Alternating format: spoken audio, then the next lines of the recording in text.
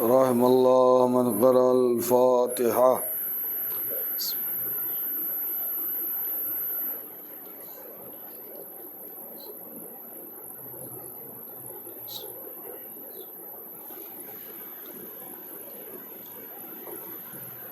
اعوذ باللہ من الشیطان الرجیم، بسم اللہ الرحمن الرحیم، الحمدللہ رب العالمین، والصلاة والسلام علی سیدنا محمد صاحب التاج والمعراج والبراق والعلم، دافع البلاء والوباء والقحط والمرض والعلم، اسمہ مکتوب مرفوع منقوش فی اللوح والقلم، سید العرب والعجم، جسمہ مقدس معطر مطہر منور فی البیت والحرم، شمس الضحیٰ بدر الدجیٰ صدر العلا نور الہدیٰ کیف الورا،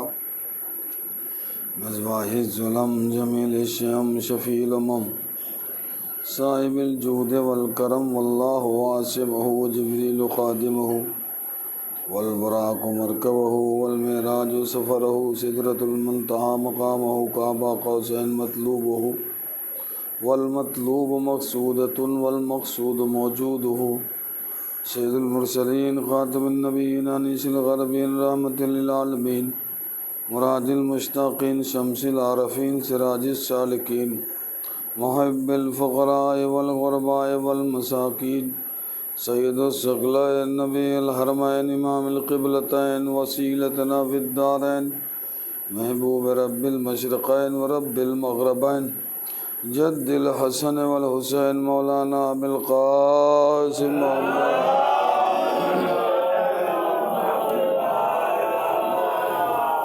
والہ الطیبین الطاہرین الغر المیامین المعصومین، من یومنا ھذا الی قیام یوم الدین، اما بعد، فقد قال اللہ تعالی تبارک فی کتابہ المبین وخطابہ المتین، وهو اصدق القائلین وقولہ الحق، بسم اللہ الرحمن الرحیم، ان اللہ اصطفى آدم ونوحا وآل ابراہیم وآل عمران علی العالمین، صلوات پڑھیں محمد۔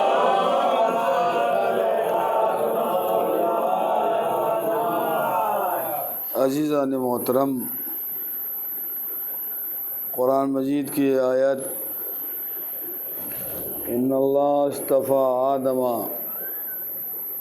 ہم نے اصطفیٰ کیا، چنا، انتخاب کیا آدم کا، نوح کا، وآل ابراہیم کا، وآل عمران کا، تمام عالمین پر۔ انتخاب کہاں ہوتا ہے، چناؤ کہاں ہوتا ہے؟ انتخاب اگر سب برابر ہیں تو وہاں انتخاب ہوتا ہی نہیں ہے، اس لیے سب برابر ہیں۔ پھر انتخاب وہاں ہوتا ہے جہاں اپنے ہوں، پرائے ہوں، غیر ہوں، رحمت اللہ ہوں، لعنت اللہ ہوں، رضی اللہ ہوں، سب ہوں، وہاں انتخاب ہوتا ہے۔ اگر سب برابر ہیں تو انتخاب وہاں ہو نہیں سکتا، سب برابر ہیں۔ اس لیے آپ دور نہ جائیے، قرآن مجید کی آیت ہے تلک الرسل فضلنا بعضهم علی بعض، میں نے بعض رسولوں کو بعض رسولوں پر فضیلت دی ہے۔ سارے نبی ایک جیسے نہیں، سارے رسول ایک جیسے نہیں، کوئی نبی کتاب لے کر آیا، کوئی نبی شریعت لے کر آیا، کوئی صاحب کتاب نہیں، کوئی صاحب شریعت نہیں، اتنے پیغمبر آئے، سب برابر نہیں ہیں۔ سب دور نہ جائیے آپ، ایک انسان کے چار بیٹے ہوتے ہیں، ایک کالا ہوتا ہے، ایک گورا ہوتا ہے، ایک احمق ہوتا ہے، ایک ہوشیار ہوتا ہے۔ اب دور بھی نہ جائیے، قرآن میں دیکھیے جناب یعقوب کے 12 بیٹے تھے، 11 بیٹے اور تھے، یوسف اور تھا۔ یوسف کبھی بچپنے میں تماچے کھا رہا تھا، کبھی زندان میں پھینکا جا رہا تھا، کبھی بازار میں بیچا جا رہا تھا، کبھی کنویں میں ڈالا جا رہا تھا۔ لیکن جب جبریل امین تاج نبوت لے کر آئے ہیں تو آپ یہ بتائیے، جو 40 سال پیغمبر کے ساتھ رہے، ان کی صحبت میں رہے، پاک رزق کھاتے رہے، اٹھتے بیٹھتے جاگتے سوتے انہی کے ساتھ رہے، لیکن جب جبریل تاج نبوت لے کر آیا تو آپ یہ بتلائیے ان کو پہنایا تھا یا قید خانے میں یوسف کو ڈھونڈ کے پہنایا تھا؟ جناب یوسف کو جو ہے تاج نبوت پہنایا تھا۔ ایک صلوات بڑے محمد وآل محمد۔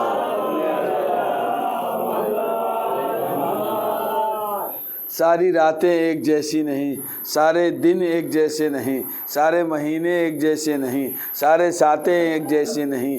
جو فضیلت روز میں جمعہ کو حاصل ہے کسی اور کو نہیں حاصل ہے، جو فضیلت ماہ رمضان کو حاصل ہے وہ دوسرے مہینوں کو نہیں حاصل ہے، جو منزلت شب قدر کو ہے وہ اور راتوں کو نہیں ہے، ساری راتیں۔ یہ اور لوگ ہوں گے جو کہتے ہیں سب دن برابر ہیں، سب دن اللہ کے ہیں، ایسا نہیں ہے۔ ایک صلوات پڑھیں محمد وآلہ۔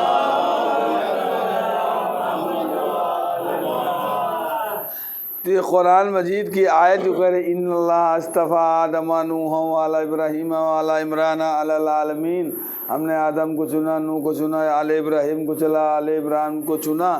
کون سی خصوصیت تھی؟ جو 2 نبیوں کا نام لیا ہے اور 2 نبیوں کو آل کا نام لیا ہے، تو معلوم ہوا آدم کے زمانے میں آدم سے افضل کوئی نہیں تھا، نوح کے زمانے میں نوح سے افضل کوئی نہیں تھا، اور آل ابراہیم کے زمانے میں آل ابراہیم سے افضل کوئی نہیں تھا، آل عمران کے زمانے میں آل عمران سے کوئی افضل نہیں تھا۔ نہیں تو انتخاب ہوتا اور انہیں چنا جاتا، ان کا انتصاب ہوتا۔ عزیزان محترم، تو یہ آل عمران ہے کون؟ نوح تو سمجھ میں آ گئے، آدم سمجھ میں آ گئے، آل ابراہیم بھی سمجھ میں آ گئے، یہ آل عمران ہے کون؟ کسی نے کہا جناب موسیٰ ہارون کے باپ کا نام ہے، کسی نے کہا جناب عیسیٰ کے نانا کا نام ہے، کسی نے کہا اپنی تفسیر اپنی تعویل کرتے رہے۔ اب اگر جناب عیسیٰ اور ان کے باپ کا نام ہے اور جناب عیسیٰ کے نانا کا نام ہے تو ترتیب تو بگڑ جائے گی۔ سب سے پہلے آدم آئے، آدم کے بعد نوح آئے، نوح کے بعد ابراہیم آئے، ان کے بعد آل عمران ہے، تو آل عمران کو آدم سے پہلے نوح سے پہلے ہونا چاہیے تھا، ان سے پہلے ہونا چاہیے۔ اب ملا جتنا بھی خدا عربی نہیں جانتا ہے، اسی کا کلام ہے، اسی میں کلام درازی کر رہے ہو تم، اسی کا کلام ہے، اور کہہ رہے ہو نہیں ان کے نانا تھے، ان کے باپ تھے۔ عزیزان محترم، معلوم یہ ہوا کہ آدم سے تو انسانیت چلی، نوح سے شریعت چلی، آل ابراہیم سے نبوت چلی، آل عمران سے امامت چلی۔ ایک صلوات پڑھے محمد والا۔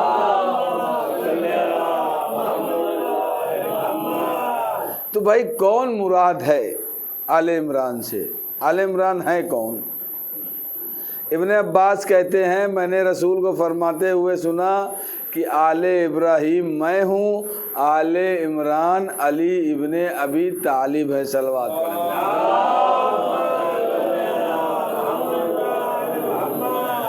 آل عمران یعنی آل ابو طالب، آل ابو طالب۔ اور جناب ابو طالب کون ہیں؟ محسن اسلام ہیں، محافظ شریعت ہیں۔ جناب ابو طالب کی ایمان پر چند دلیلیں پیش کرتا ہوں، ایک صلوات اور پڑھے محمد والے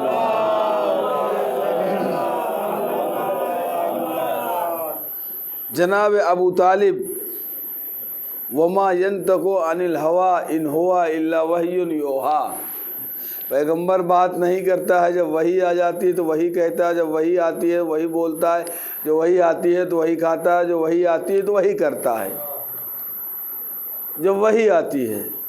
اور کفار کی طرف کنکریاں جناب رسول خدا پھینک رہے تھے، اور کہہ رہا ہے قرآن وما رمیت اذ رمیت ولکن اللہ رما، اے میرے حبیب تم کنکریاں نہیں پھینک رہے ہو، میں کنکریاں پھینک رہا ہوں۔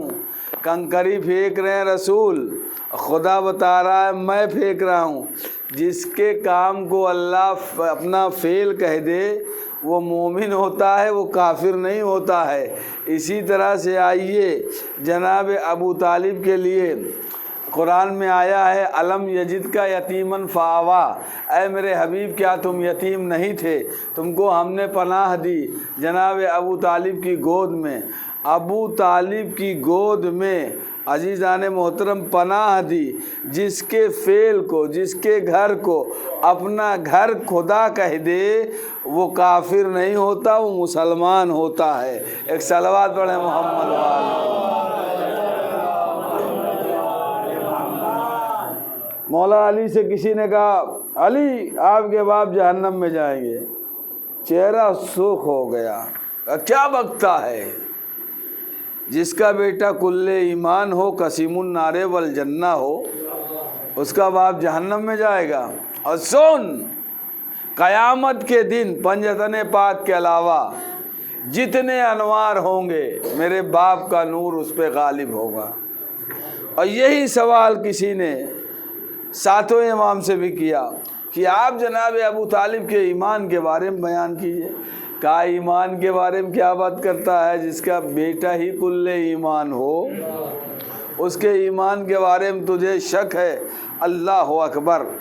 یہ دستور یہ ہے کہ جس مذہب کا جو عالم ہوتا ہے اسی مذہب کا عالم نکاح پڑھتا ہے۔ دیوبندی ہے دیوبندی عالم، بریلوی ہے بریلوی عالم، حنفی ہے حنفی عالم، شیعہ ہے شیعہ عالم، ہندو ہے تو پنڈت پڑھے گا، اور سکھ ہے تو گرو پڑھیں گے۔ یعنی ہر عالم اپنے اعتبار سے اس کا نکاح پڑھے گا۔ تو آپ یہ بتائیے جناب ابو طالب کا رسول خدا کا نکاح کس نے پڑھا؟ کس نے پڑھا؟ اللہ۔ توحید و وحدانیت سے لبریز خطبہ جناب ابو طالب نے پڑھا، اور خود جناب فاطمہ بنت اسد کا اس گھر میں رہنا اس لیے کہ یہ قانون ہے، کوئی مسلمان کافر ہو جائے تو اس کا نکاح خود بخود ختم ہو جاتا ہے، چاہے بیوی ہو چاہے شوہر ہو۔ اور کوئی اگر کافر مسلمان ہو جائے تو اس کا بھی نکاح ختم ہو گیا، مسلمان ہو گیا وہ۔ اللہ اکبر۔ قرآن کہہ رہا ہے تم مشرک عورتوں کے ساتھ نکاح نہ کرو۔ اگر جناب ابو طالب کافر تھے تو حضرت محمد کو روکنا چاہیے تھا فاطمہ بنت اسد کو کہ اے چچی جان یہ کافر ہیں، کافر کے ساتھ مسلمان عورت نہیں رہ سکتی ہے۔ رسول کا نہ روکنا اس بات کی دلیل ہے کہ وہ مومن و مسلمان تھے۔ ایک صلوات پڑھے محمد والے۔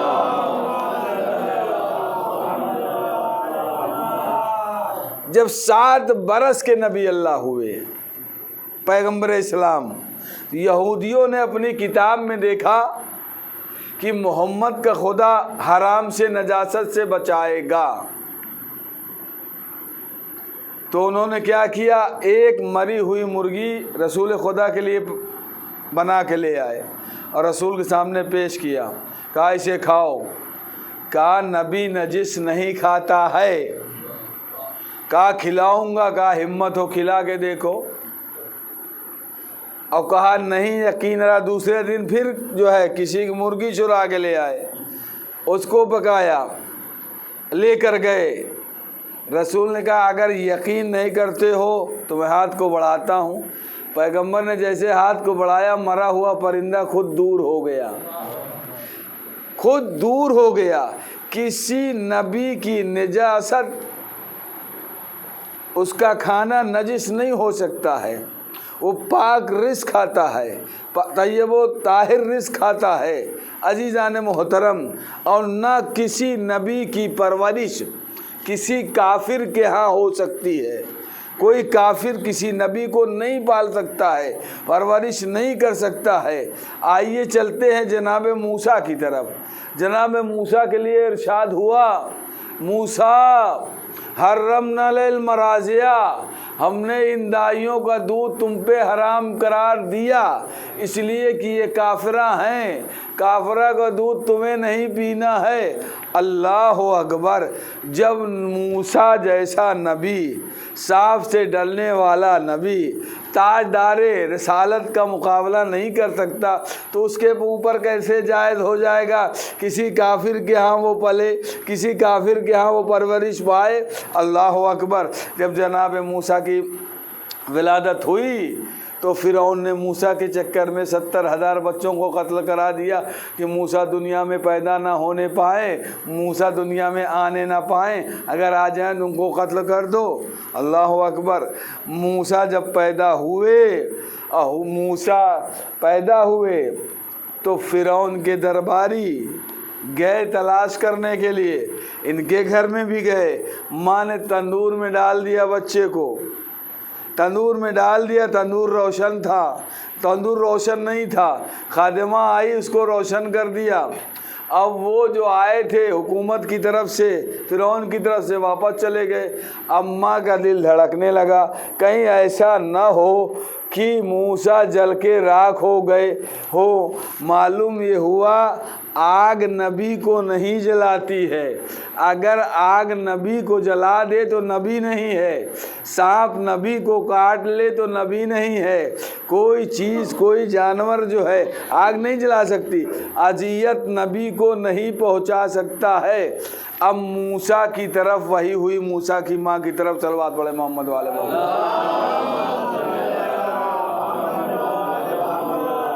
وحی ہوئی، اے موسیٰ کی ماں، موسیٰ کو دریائے نیل کے حوالے کر دو صندوق میں رکھ کے۔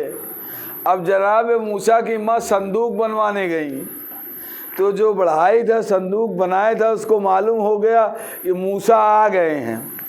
وہ گیا فرعون کے دربار میں فرعون کو بتانے کے لیے کہ موسیٰ آ گئے، فلاں مکان میں فلاں جگہ ہے۔ اور جب وہاں یہ جاتا ہے فرعون کے پاس تو گم ہو جاتا ہے، کچھ کہہ ہی نہیں پاتا ہے، بول ہی نہیں پاتا ہے۔ جو ہوتے ہیں خادم وہ دھکا مار کے وہاں سے بھگا دیتے ہیں، پھر آتا ہے، پھر ایسے 3 مرتبہ وہ گیا بتانے کے لیے، لیکن وہاں بتا نہیں پایا کہ موسیٰ کہاں ہیں، کچھ کہیں نہیں، گم ہو جاتا تھا۔ اب جب موسیٰ کی ماں نے صندوق بنوایا اور صندوق میں جناب موسیٰ کو رکھا، دریائے نیل کے حوالے کیا، اب موجوں سے وہ صندوق کھیلتا چلا، کبھی اوپر کبھی نیچے، کبھی اوپر کبھی نیچے، ماں کا دل ہے کبھی اوپر کبھی نیچے، اولاد ہے، اللہ اکبر! پریشان ہے موسیٰ کی ماں، اور دریائے نیل کے حوالے کر دیا۔ اب موجوں سے کھیلتا ہوا چلا جا رہا ہے وہ صندوق۔ آسیہ اور فرعون دونوں بیٹھے تھے، اب بیٹھے تھے اپنے محل کے پاس، دریا کا نظارہ کر رہے تھے، دیکھا کہ صندوق بہتا ہوا چلا آ رہا ہے اور صندوق سیدھے انہی کی طرف جا رہا ہے۔ آیا کنارے لگا تھوڑی دور پہ، فرعون نے ہاتھ بڑھایا، صندوق دور ہو گیا، پھر ہاتھ بڑھایا، پھر دور ہو گیا، 3 مرتبہ فرعون نے ہاتھ بڑھایا ہے کہ یہ صندوق مجھے مل جائے، لیکن صندوق ہاتھ نہ آیا۔ آسیہ نے جیسے بڑھایا صندوق آ گیا۔ تو عزیزان محترم، کسی نبی کی پرورش کسی کافر کے یہاں نہیں ہو سکتی۔ جب موسیٰ جیسا نبی فرعون کے ہاتھ میں نہ آیا تو محمد کی کافر کے یہاں کیسے پرورش ہو سکتی ہے؟ ایک صلوات پڑھے محمد والے محمد۔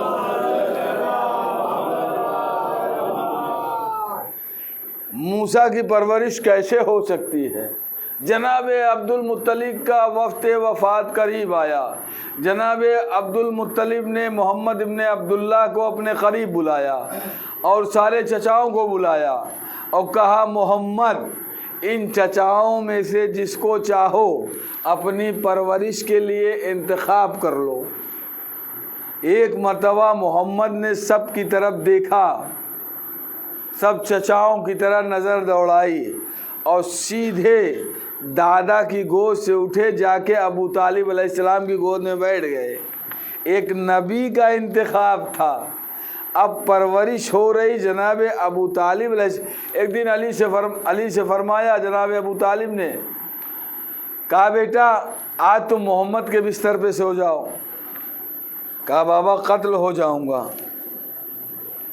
کہا تیر کا خاصہ یہ ہے کبھی نشانے پہ لگتا ہے کبھی نشانے پہ نہیں لگتا ہے, خطا کر جاتا, اور مرنا تو ایک دن سب کو ہے. موت ترقی کا زینہ ہے.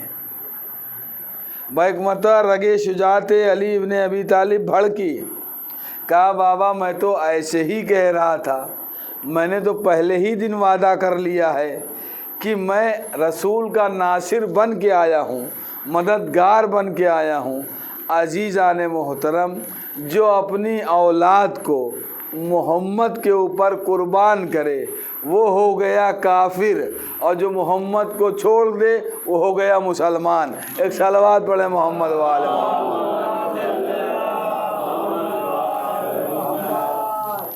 جناب ابو طالب علیہ السلام کی انگوٹھی پہ لکھا ہوا تھا رضیت باللہ ربن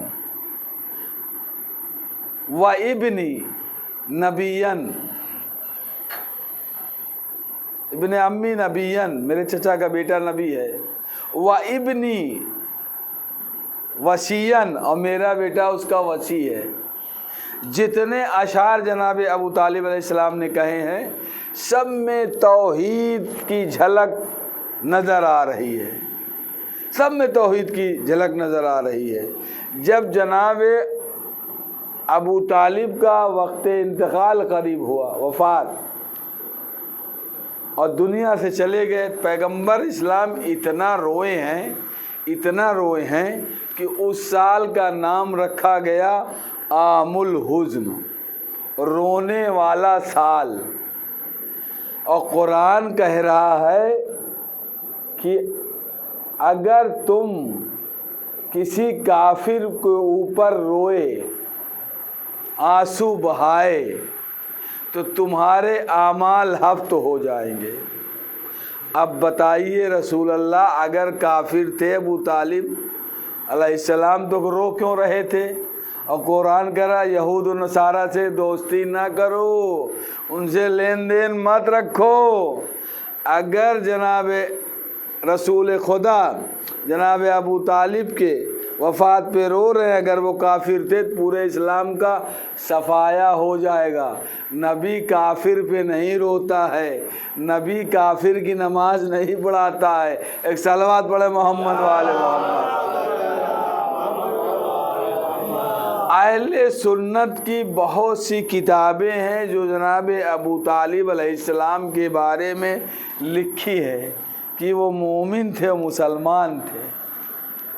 کچھ متعصب حضرات ہیں جو اپنے عقیدے پہ اڑے پڑے ہیں کہ نہیں انہوں نے کلمہ نہیں پڑھا, یہ نہیں کیا, وہ نہیں کیا. تاریخ پڑھیے, بہت سی کتابیں عربی میں لکھی گئی ہیں جناب ابو طالب علیہ السلام کی. جناب ابو طالب اور ابو لہب میں کسی مسئلے میں دعویٰ ہو گیا, جھگڑا ہوا جناب ابو طالب میں, اور وہ بال نوچ رہا تھا جناب ابو طالب علیہ السلام کا.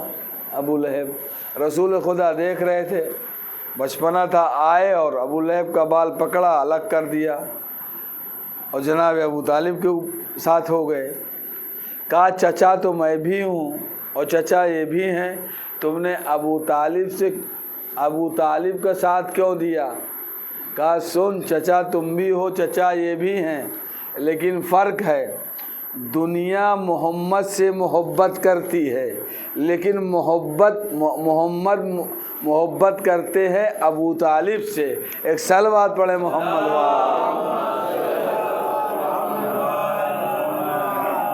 تو جو اسلام پہ کام آئی ہے, اسلام پہ جو قربانی دی ہے, سب آل ابو طالب ہیں.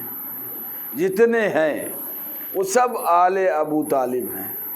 جو اسلام پہ اپنے کو قربان کیا ہے وہ اولاد جناب ابو طالب علیہ السلام کی ہیں.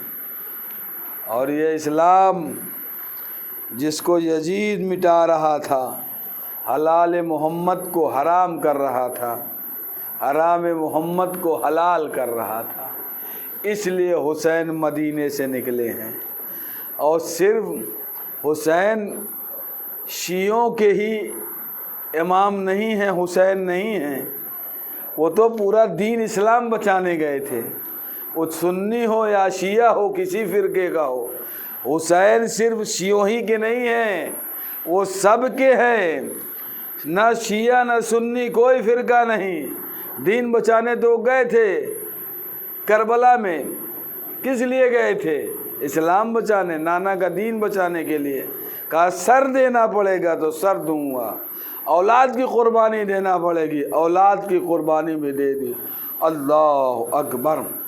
شب عاشور ہے، قیامت کی شب ہے۔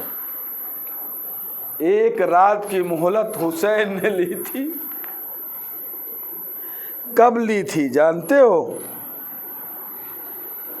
جب رات آئی شب عاشور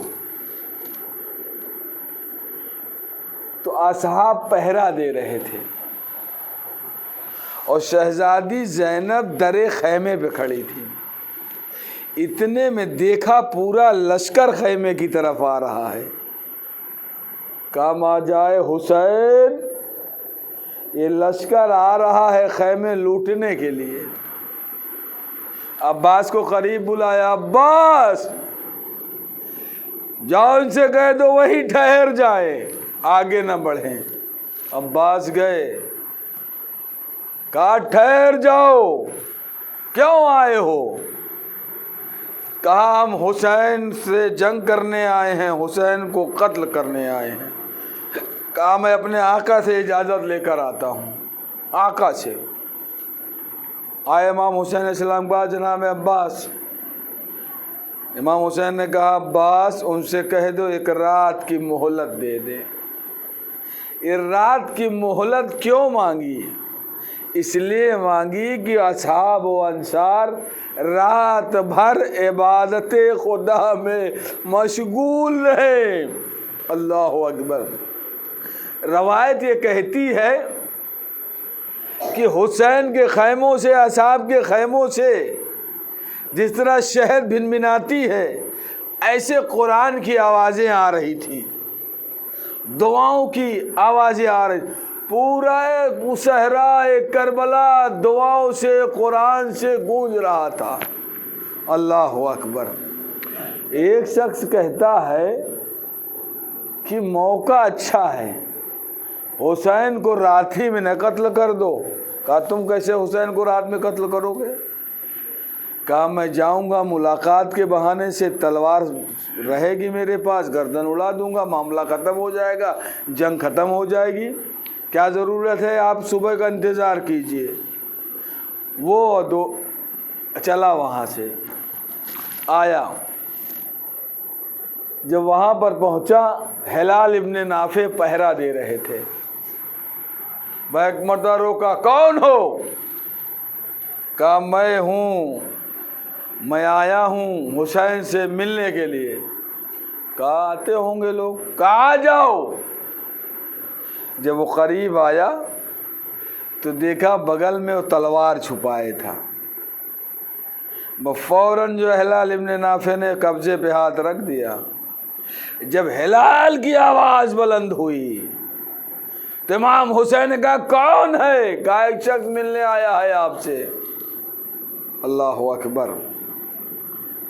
جب یہ کہا آنے دو، اب ہلال اس کے تلوار کی قبضے پر ہاتھ رکھے ہوئے امام حسین علیہ السلام کے پاس آئے۔ امام مسکرانے لگے، کہا کیا بات ہے؟ کہا مجھے اسے خطرہ تھا آپ کو قتل نہ کر دے، اس لیے میں اس کے قبضے پہ ہاتھ رکھا۔ آئے کربلا میں جب شبر ذبح کر رہا تھا تو کوئی نہیں تھا جو حسین کے گلے کے نیچے ہاتھ رکھ دیتا، گلے پہ ہاتھ رکھ دیتا، سمر خنجر نہ چلتا۔ اللہ اکبر۔ شب عاشور ہے، رباب اپنے خیمے میں اپنے علی اصغر کو لیے بیٹھی ہوئی ہیں۔ ابھی میں نے مصائب پڑھا، لیکن یہ شہید عجیب شہید ہے، 2 مرتبہ شہید ہوا ہے۔ ایک مرتبہ ماں کی گود، ایک مرتبہ بابا کی گود میں تھا تو تیر لگا، اور ایک مرتبہ ظالموں نے شہید کیا۔ اللہ اکبر۔